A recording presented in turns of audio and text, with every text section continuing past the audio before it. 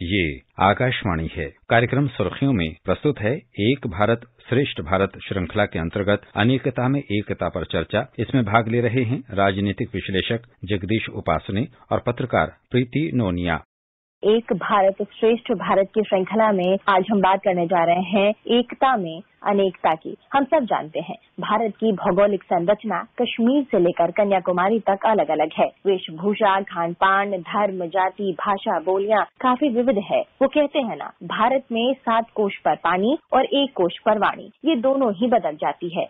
Jagdish sir, आपसे एक सवाल है मेरा, जो कि आज के परिदृश्य में काफी सटीक बैठता है, क्योंकि कोरोना काल चल रहा है। और ऐसे में मैं आपसे पूछना चाहूंगी, क्योंकि हमारा थीम है अनेकता में एकता, तो कोरोना काल के महामारी के दौर में अनेकता में एकता कितनी सार्थक है, और ये देश को इस महामारी से और जो आर्थिक संकट इस वक्त हमारे सामने है, उससे कैसे उबारेगी? इसके दर्शन जब लॉकडाउन हुआ 56 दिनों का, मार्च से लेकर जून तक, फिर अनलॉक की प्रक्रिया पूरे देश में भी शुरू हुई, लेकिन अनेक राज्यों में फिर भी लॉकडाउन रहा। उस दौरान हमने देखा कि अनेकता में एकता जो भारत की शक्ति है, एक राष्ट्र के रूप में, एक नेशन के रूप में, वो कैसे प्रतिबिंबित हुई। हमने देखा कि जो जरूरतमंद लोग थे, उसमें दिहाड़ी मजदूर थे, उसमें ठेले वाले, खोमचे वाले, इस तरह के जो लोग थे जिनकी रोजी रोटी बंद हो गई थी और जिनके खाने के लाले पड़ गए थे, उनके लिए लोगों ने भंडारे शुरू कर दिए, किचन शुरू कर दिए। इसमें सिर्फ बड़ी धार्मिक संस्थाएं, बड़े सामाजिक संगठन ही नहीं थे, मोहल्लों मोहल्लों में इसके दर्शन मिलते हैं।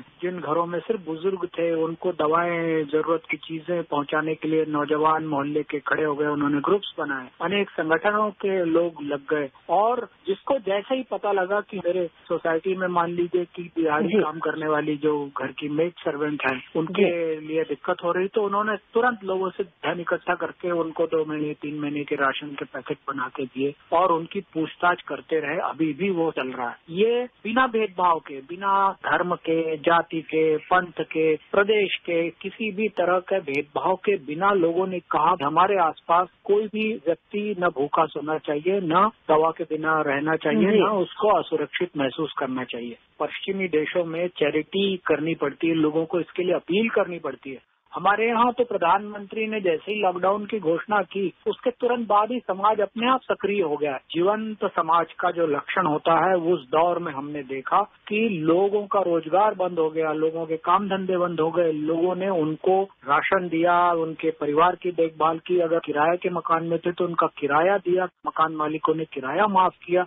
और अगर वो अपने घर गए तो लोगों ने, जिनका सामर्थ्य था, उन्होंने उनको वापस अपने प्रदेश में जाने के लिए साधन दिए, धन दिया। राज्य सरकारों ने, केंद्र सरकार ने तो बड़ी मदद की ही, लेकिन जो असली ताकत समाज की है, वो उस दौर में हमने देखी। भारत ने इस सामर्थ्य को, अनेकता में एकता की ये जो शक्ति है, एकजुटता की ये जो शक्ति है, इस शक्ति का दर्शन। जी बिल्कुल, और शायद इसी वजह से जो रिकवरी रेट है वो भी काफी ज्यादा, और लोग बहुत बड़ी तादाद में ठीक हो रहे हैं। निश्चित रूप से अगर हम महानगरों को देखें तो उच्छृंखल समाज हमको दिखाई देता है, लेकिन वो एक छोटा तबका ऐसा हो सकता है। कुल मिलाकर हमारा समाज बहुत अनुशासित समाज है। जैसे ही बार बार प्रधानमंत्री इस बात की अपील कर रहे हैं, उन्होंने पहली बार लॉकडाउन की घोषणा की तो कहा जान है तो जहान है, तो आपको क्या क्या सावधानियां बरतनी चाहिए वो बताया। फिर उन्होंने मास्क की जरूरत बताई, फिर उन्होंने 2 गज दूरी की जरूरत बताई, और फिर अब जो अनलॉक की प्रक्रिया, अनलॉक 5 और 6 चालू हो गया, तब उन्होंने कहा कि जब तक नहीं दवाई तब तक नहीं ढिलाई। समाज ने इसको बिल्कुल गार्ड मान लिया। इसलिए हम देखते हैं कि लोगों ने वो सारे उपाय किए जो दूसरे देशों में लोग इन सब चीजों के विरोध में प्रदर्शन कर रहे हैं। मास्क क्यों लगाए, हम सैनिटाइजर क्यों इस्तेमाल करें, हम दूरी क्यों बना के रखें, सरकारों के खिलाफ प्रदर्शन कर रहे हैं। हमारे देश में ऐसा कुछ नहीं हुआ। हमारे देश में लोगों ने इसका पालन किया। अनुशासित समाज है, इसलिए हमारा रिकवरी रेट बहुत ज्यादा है।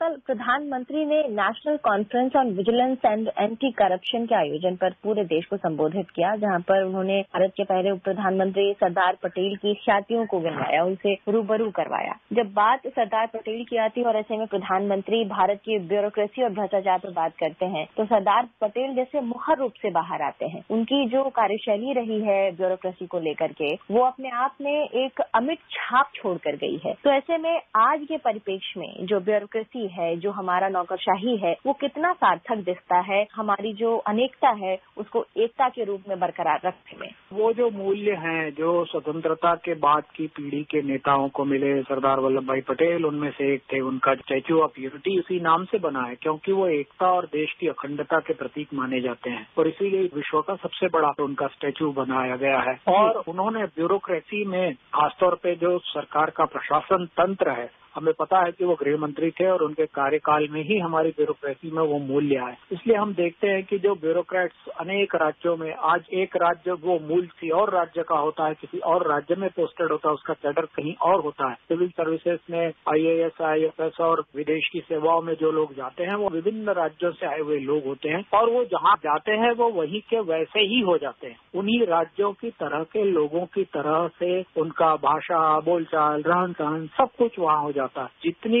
एक रसता और जितना मैं समझता हूँ कि हमारा जो प्रशासन तंत्र है उसने इस देश की एकता और अखंडता को बनाने से लेकर उसको बढ़ाने में उनका बहुत बड़ा योगदान है। प्रशासन पर आप 50 तरह के आरोप लोग विपक्ष या दूसरे लोग लगाते हैं, लगा भी सकते हैं, लेकिन जो उनका योगदान देश की जो अखंडता है और देश की जो एकता है, जहाँ वो जाते हैं वो वहाँ के प्रदेश के हित के हिसाब से प्रशासन चलाते हैं और इसलिए आज भी हमारी प्रशासनिक व्यवस्था दुनिया के कई देशों के मुकाबले बहुत अच्छी मानी जाती है। और चूंकि जो वैल्यू सरदार पटेल के समय थे, करप्शन के खिलाफ की लड़ाई, करप्शन के खिलाफ कल मोदी जी ने इस बात की किस तरह उनकी सरकार करप्शन के खिलाफ हर मोर्चे पर लड़ रही है। तो हर जगह प्रधानमंत्री ने जिस बात की ओर इशारा किया उस बात को और हम देखते हैं कि सभी स्तर पर अपनाया जा रहा है और उसकी चिंता की जा रही है। सरदार वल्लभ भाई पटेल ने हिंदू राज्य की बात को पागलपन भरा विचार कहा था और ऐसे में मौजूदा जो परिस्थिति है जहां पर जो सांप्रदायिक चीजें हैं वो पिछले वर्ष भी हमें मुखर रूप से दिखाई दी थी, तो ऐसे में सरदार के जो विचार हैं वो कैसे रास्ता दिखाएंगे आने वाली पीढ़ी को? सरदार वल्लभ भाई पटेल ये मानते थे भारत जो है एक पुरातन राष्ट्र है, हमेशा से एक रहा है। राज्यों के एकीकरण की जो मुहिम उन्होंने छेड़ी थी तो इसलिए नहीं छेड़ी थी कि निजाम को मिला लेना है और जूनागढ़ को मिला लेना है। उस समय भी उनके अगर आप भाषण देखें तो वो ये कहते हैं कि ये राष्ट्र एक राष्ट्र है, हमेशा से एक राष्ट्र रहा है। भले ही अलग अलग राजा यहाँ राज्य करते थे लेकिन ये राष्ट्र के रूप में एक राज्य रहा है, एकजुट रहा है, इसकी एकता अखंडता मजबूत रही है और इसीलिए सदियों से एक राष्ट्र के रूप में है। धर्म के आधार पर ये राज्य कभी रहा ही नहीं। भारत में किसी एक धर्म का शासन कभी भी नहीं रहा है। बड़े प्रतापी चक्रवर्ती राजा यहाँ हो गए लेकिन उनके आप धर्म की बात करेंगे तो वो भारत का धर्म है, वो भारत की संस्कृति के प्रतीक हैं और भारत के लोकाचार, भारत की जीवन शैली, भारत की संस्कृति, भारत के संस्कार, उसी को वो आगे बढ़ाने वाले चक्रवर्ती सम्राट रहे हैं। चाहे दक्षिण के चोल हो, चालुक्य हो, उत्तर के चंद्रगुप्त हो, समुद्रगुप्त हो, ये सारे जो प्रतापी सम्राट हुए हैं वो सारे इस देश की संस्कृति जो कि सनातन संस्कृति है उसके वो प्रतीक रहे हैं। ये जो थॉट है पश्चिमी थॉट है, धर्म के आधार पर राज्य, सेकुलर शब्द का जन्म भी इसीलिए हुआ है कि वो धर्म से इतर। तो वेटिकन का किसी समय न केवल धार्मिक साम्राज्य था बल्कि एक तरह का राजनीतिक साम्राज्य भी यूरोप के अनेक देशों पर था और इसी के जवाब में सेकुलर शब्द निकला है। तो भारत में ऐसी कभी स्थिति ही नहीं रही। भारत में धर्म तो व्यक्तिगत आचार व्यवहार की चीज है, धर्म को हमारे एक ड्यूटी के रूप में माना जाता है। इसीलिए भारत का समाज 1000 वर्ष की गुलामी में ये देश रहा है लगभग। कभी मुगल आए, तुर्क आए, मंगोल आए, अफगान आए, उसके बाद अंग्रेज आए, फ्रेंच आए, पुर्तगीज आए, सबने अपना राज यहाँ किया। उसके बाद भी ये देश न तो टूटा, न ये बिखरा, न ये नष्ट हुआ, न इसके जो लाइफ वैल्यू थे वो नष्ट हुए, न इसकी कल्चर नष्ट हुई, न इसका रहन सहन नष्ट हुआ। वो फिर जस का तस उभर आया जैसे ही हम स्वतंत्र हुए। इसलिए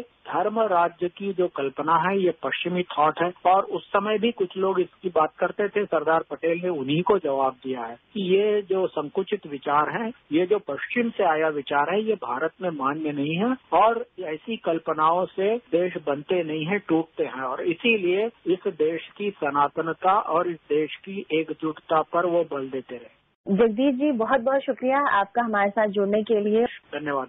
एक भारत श्रेष्ठ भारत श्रृंखला के तहत अभी आप सुन रहे थे अनेकता में एकता पर चर्चा। इसमें भाग ले रहे थे राजनीतिक विश्लेषक जगदीश उपासने और पत्रकार प्रीति नोनिया। ये कार्यक्रम आकाशवाणी के समाचार सेवा प्रभाग द्वारा प्रस्तुत किया गया। इसे आप हमारे mobile app news on AIR पर भी सुन सकते हैं। इस कार्यक्रम के संबंध में अपनी प्रतिक्रिया आप हमें ईमेल कर सकते हैं। पता है airnsttalks@gmail.com। ये कार्यक्रम फिर से सुनने के लिए लॉग ऑन करें हमारी वेबसाइट newsonair.com।